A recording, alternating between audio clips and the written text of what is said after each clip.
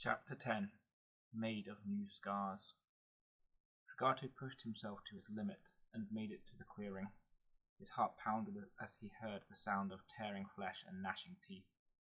He slowed to a light jog and crept through the trees, sidestepping behind one for cover. With a deep breath, he peered out to look at the monster. Scars covered its body, and Dragato recognized the one on its face. A sly smile spread across his own. "I will kill this wolf for you, father." Withdrawing back behind the tree, he readied himself, taking another deep breath. He peered out again and waited a few seconds. The wolf raised its head, licking the blood off its muzzle. Suddenly, every muscle on the wolf's body contracted. It sniffed twice and snapped its head in Dragato's direction, howling loudly. Dragato resisted the urge to cover his ears and quickly shot back behind the tree. The wind changed and gave it my scent, he thought angrily. Once it helped me, and now it curses me. The only choice he had was the same tactic as before. Dragato scrambled like a squirrel and didn't stop until he was far up the tree. The wolf bounded forward, reached the bottom, and began sniffing and snarling. Dragato stayed as quiet as he could. All of a sudden, the wolf stopped and turned back.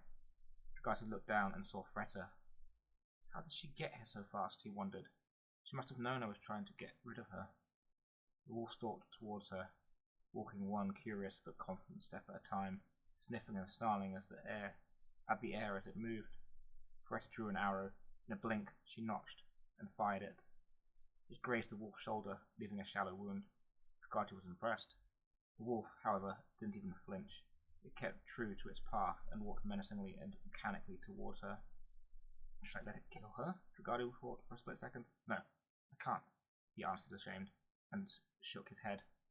He shot down the tree like a meteor hurtling to earth. The noise made the wolf turn back around. At the sight of Dragato, it snarled, then looked back and forth between Freta and Dragato. Freta took advantage of the distraction, drew another arrow and released it. The wolf half howled, half yelped, and chose its victim. Freta threw her bow aside and unlatched the quiver from her back. Drawing her hunting knife, she kept a wide base with her feet. Dragato sprinted towards them, but before he got there, the wolf leapt at Freta. She crouched and sidestepped swiftly, dodging a bite for her throat. Dragato reached the wolf. It had turned in the direction Freta had sidestepped, but she tripped. Dragato attacked the exposed side, plunging his knife into the warm fur and flesh, feeling the blood run down his hand. The wolf yelped again and backed away from Dragato, giving him enough time to dash to Freta, who was sitting on the floor. "Are you okay?" he asked, keeping his eyes on the wolf and holding out a hand. She pulled herself up. "I'm fine," she said quickly, holding her knife ready. Dragato drew his second knife, still holding the first blade, that dripped crimson blood on the carpet of dark green grass and brown dead leaves. The wolf stood still, snarling and growling, and neither side moved toward the other. "Do as I do," Dragato whispered, breaking the stalemate. He began walking towards the wolf, making himself as big as he could. "Start circling left," he commanded. She obeyed, and he circled right. It was the same plan he had used with the lions, and a stab of guilt pierced through him as he remembered Korik and the others. That won't happen again, he told himself. The wolf slowly backing away as they circled. Cautiously, they moved closer, coming from both sides, watching for any quick movements. It suddenly bounded at Dragato, moving with desperate haste. Dragato stopped and stood his ground, trying to be as solid as stone. Jaws snapped violently at him. Dragato quickly became more fluid, dodging the attacks, if only just. The wolf stopped gnashing and leapt. A paw nearly hit Dragato's face. Its claws, sharp and gouging. Freta tried attacking from the rear, but the wolf pushed forward as Dragato jumped and dodged backwards. She couldn't do any serious damage. Dragato suddenly lost his balance, and the wolf bounded and reared up once more. Dragato ducked a paw just in time, but as he came up, the second paw swiped down at his face. 3 rigid claws tore the flesh on the left side. The middle gash sliced from above his eyebrow, missing his eye and continuing down his cheek. He staggered backwards, his hand automatically reaching for the wound, but he stopped it. Blood began to run, and he swayed a little. Snarling with frustration, he readied himself for the next attack. connecting blow slowed the wolf down, and Fretta seized the moment. She darted to the front and thrust her knife into the wolf's neck and twisted. The strike stopped a deathly attack on Dragatu, but with a mixture of rage and instinct the wolf threw all its strength sideways towards her. The blow knocked her clear off her feet. She flew back several meters, landing with a loud thud. Dragatu watched her laying there. She didn't move. In the corner of his eye he saw the wolf slowly turn back towards him as it panted and gasped for air. He took his eyes off Fretta and focused. Instinctively he wiped the blood off his face, rage building as the pain laced through him. Taking a few steps forward, he faked to move right. The wolf took the bait and turned. Fretta's knife now exposed. Dragatu ran the last few steps, jumped, placed his foot on the embedded knife, and mounted the wolf's back. He wrapped his legs around it as best he could and began stabbing ferociously over and over. The wolf tried in vain to buck him off.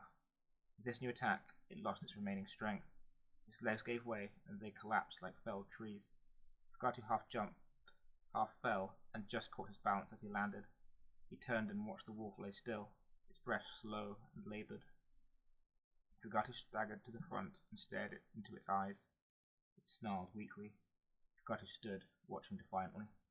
The snarl turned to a pup-like whimper, and for a brief moment Dragatu almost felt sorry for it. However, all sympathy was quelled with the maelstrom that rose inside.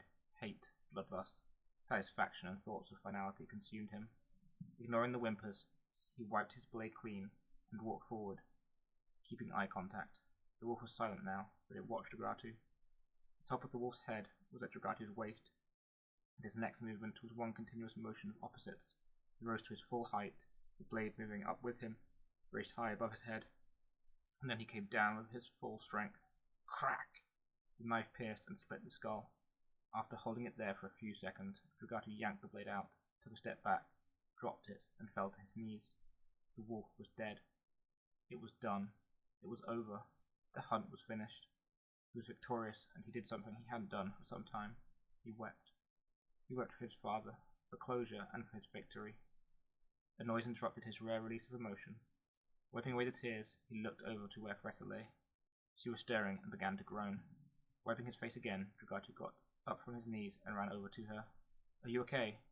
Sitting up slowly, she went to speak, but coughed, covering her mouth with her hands.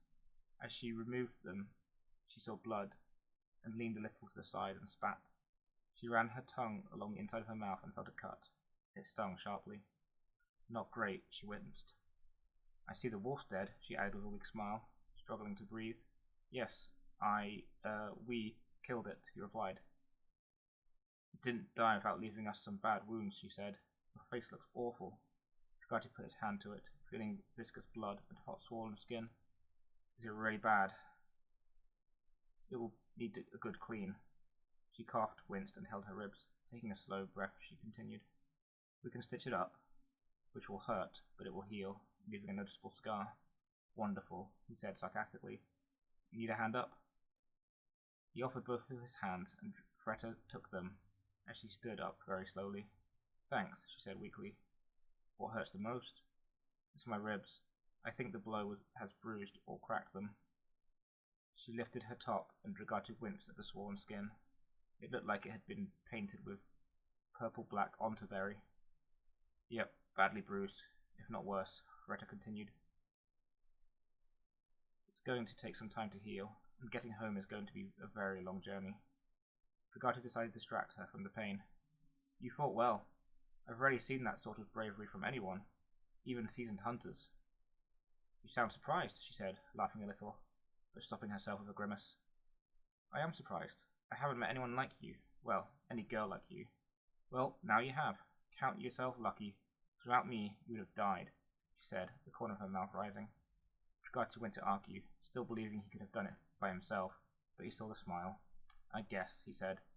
"Your blow to its neck did allow me to get up on its back." "All part of the hunt," she said confidently. "You have to take risks to win.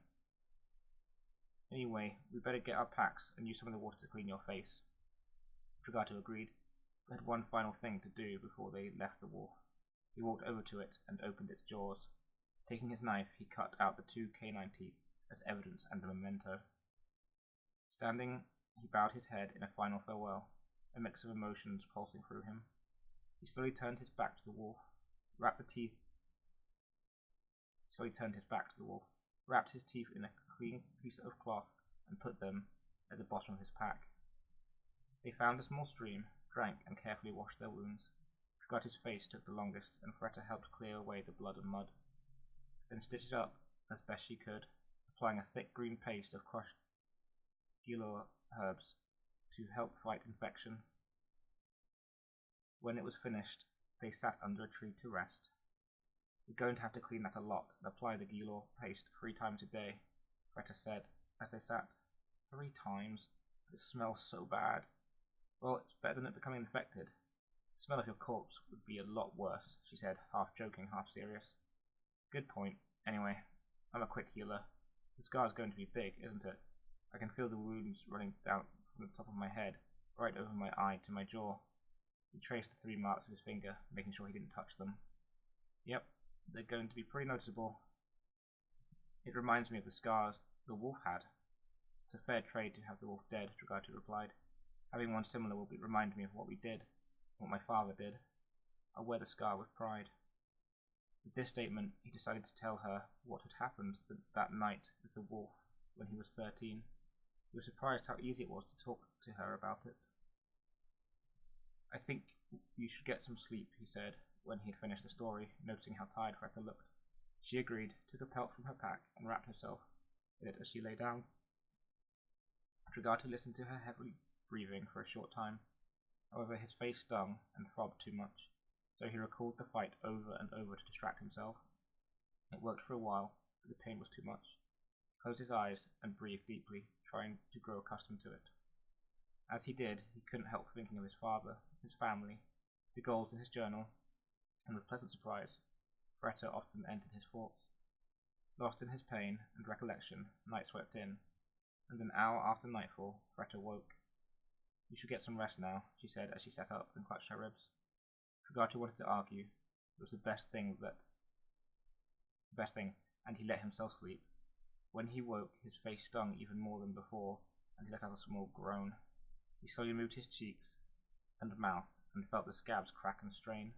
The pain was intense, and he could feel some blood run from the wounds. He sat up and let the air dry the small beads of blood. As he did, he noticed the smell of food and realized how hungry he was. "Sorry, I didn't mean to wake you," Fretta said when she saw him looking in her direction. "You didn't wake me. I'm so hungry I think I could sense the food." He crawled over and sat next to her by the fire, waiting for the meat and roots she had collected to cook. They ate in silence, enjoying every bite of their meal even though it hurt their wounds. When they finished, they talked about their lives and found they were similar in many ways, including the loss of a parent. Fretta's mother had died from a persistent influenza 2 years ago. It was late when Fretta finally said she should get some more rest. Dragati kept watch. 18th day of the 2nd month, 698th year. Dragati opened his eyes and groaned as the sunlight dazzled him. He blinked fast and looked around in slight panic. Fretta still slept, and all was well. He sighed with relief and watched her for a few minutes, thinking about her sharp tongue, her humour, and seriousness, her initial aloofness, and now how she took care of him. Realizing he should return the favour, he started the fire and cooked some breakfast, roasting some joban nuts and picking some red rhubarberries. When it was ready, he woke her gently. "We should start making our way back," Fretta said as they ate. They then packed and began the long journey home. After a few days, Dragati found time in the evening to write in his journal. He wrote a detailed record of meeting Fretta and killing the wolf, taking satisfaction in each word and tear that flowed. 11th day of the 3rd month, 698th year. The journey was slow and painful, but they rested and ate as needed. Wounds healed, and it slowly became easier to cross the desert. To pass the time, they invented little games, both of them enjoying the competition that came from trying to better the other. "I would like to get home as quick as possible so I can see my father," Fretta said one day. "I'll need to head east soon. We'll have to say goodbye, but I hope we can meet again. You know I live by the old pits, so come visit sometime." "I don't think I can leave you until you get home," Dragati replied. "With all the trouble I've seen you get into, I can't be sure you won't attract more." He gave a playful smile. "I think I can handle myself," she grinned back. "And I think you're the one who attracts trouble." Dragati's face dropped a bit. Fretta noticed and smiled inside. Well, if you feel you have to get me home safe, then I guess you can come with me. I wouldn't want to be rude by not making sure you arrived home safe. We wouldn't want that now, would we? Freta said with a wink. They both laughed lightly. As they journeyed east towards the ore pits, they rationed their water and food meticulously. 23rd day, the 3rd month, 698th year. What have you done to my daughter?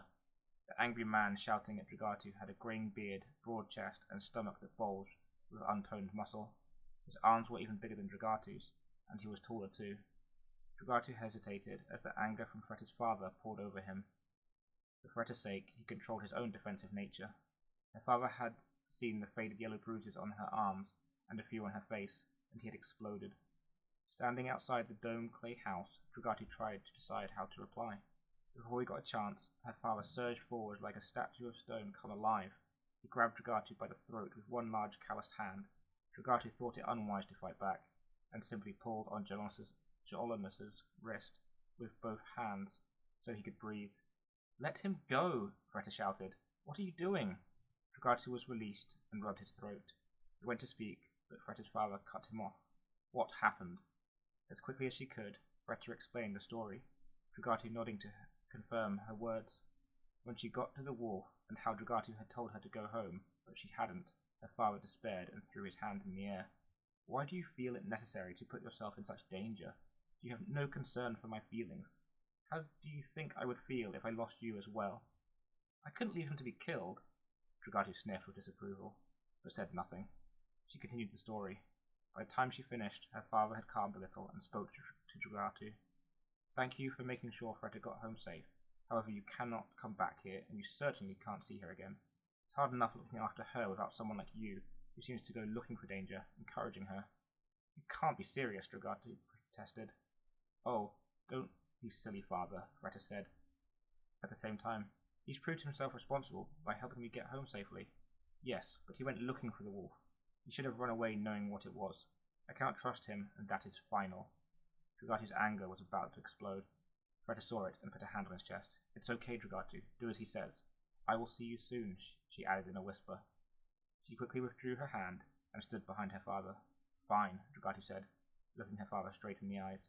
Raising his head, he then looked at Freta. He gave her a half smile and walked away, passing the clay houses that covered the area, like large upside-down bowls with holes for windows. It was time to go home. As he walked, he touched his scars every so often, as much out of habit as to see how well it had healed. It had sealed over, and the scabs were starting to peel, revealing fresh pink skin. Thoughts of Freta consumed him, and he hoped she would keep her word. To his dismay, however, he realized she didn't even know where he lived. His heart sank. He would have to find a way to see her without her father finding out, but he didn't know how. As he got closer to home, people stared and pointed at the scar lines on his face. Some came and asked him what happened. He gently dismissed their concerns and intrigue. They would find out soon enough. Eventually, he arrived home and opened the door. Ilana was walking from the living room to the kitchen at the same time. When she saw him, she burst into tears. He had been gone longer than normal. Dragatu was about to speak, but she stepped forward and hugged him tightly, tears dampening his shoulder. "Where have you been?" She sobbed and pulled away, noting the scars. "What happened?" "The wolf is dead," Dragatu said simply. She looked at him with a mixture of surprise, anger, and relief. "Why? Why would you risk yourself like that?" "I did it for you and for our family. I did it to punish the wolf for taking father from us." "Oh, Dragatu," she said with love and pain. "You didn't have to do that. You should not have risked yourself." Dragatu was confused. "I did it to get peace," he continued, trying to get her to understand. "It proves that I'm strong. I did it to make you proud." "Son," she began, but stopped. She wiped away her tears and changed what she was going to say. "I'm just glad you're back, and you don't need to prove yourself. I hope you know I am so proud of you." "Thank you," he replied, "but I have to be strong and prove myself. It's what father would have wanted. How else can I gain people's respect?" "They already respect you. The water project proved that. Out of all the people here, you were the one who led them. You're doing so much for someone so young. Please don't be so hard on yourself." "Well, now they will never doubt it," Dragatu said. He crouched and reached inside his pack, took out the canine teeth and showed them to her. "And here's the proof if anyone doubts it." she gasped as she looked at the large teeth. Dragatu gave them to her, and she handled them with trepidation. Knowing what they had done, she quickly gave them back to him and began to cry. Dragatu didn't know what to do, so crouched and put them back in his pack. Ilana controlled her breathing and hugged him again. "I love you, son," she whispered. "I love you too, mother." He then pulled away, turned, and walked up the stairs to his room. After emptying his pack, he took his journal and wrote an update in the library. 7th day of the 4th month, 698th year. Dragatu's wounds healed fully, and an angry 3-lined scar graced the side of his face. Over the next 2 weeks, he recalled the story to Honrus, Rion, Linur, and his other friends, and all those who came to hear it. After this, the story about the wolf's death spread to most of the nation. During this time, Dragatu turned one of the wolf's teeth into a necklace. It was a worthy trophy of his victory. He kept the other in his room. 8th day of the 4th month, 698th year. Dragatu's desire to see Freta had reached boiling point, and he couldn't wait any longer. He decided to go to the ore pits, but didn't dare venture too close to where she lived. This way, he could pretend he was there to dig, but surreptitiously look for her. Hopefully he would find her without her father knowing, and together they could make plans to see each other secretly. At the ore pits, he began digging and kept a lookout for her. To his surprise, he noticed people tutting in his direction, and frowning as they passed. "Why are you tutting at me?" Dragatu asked. "You know you shouldn't be here," one person replied. "Trying to see Freta, are you?" another called. Dragatu was shocked. How could they know? He wondered. One man saw his confusion and took pity on him. "Jorinus is well known. He asked us to keep an eye out for you. I suggest you either leave or don't go any further east. People will not be happy to see you if you do." Dragatu was angry at the stupidity of it. All he wanted to do was spend time with his friend. They were so unreasonable. After another day, he decided to give up. Trudging home, he tried to formulate a new plan. He thought about sending one of his friends, or even Phenon, to get a message to Freta, but he needn't have worried. Freta kept her word.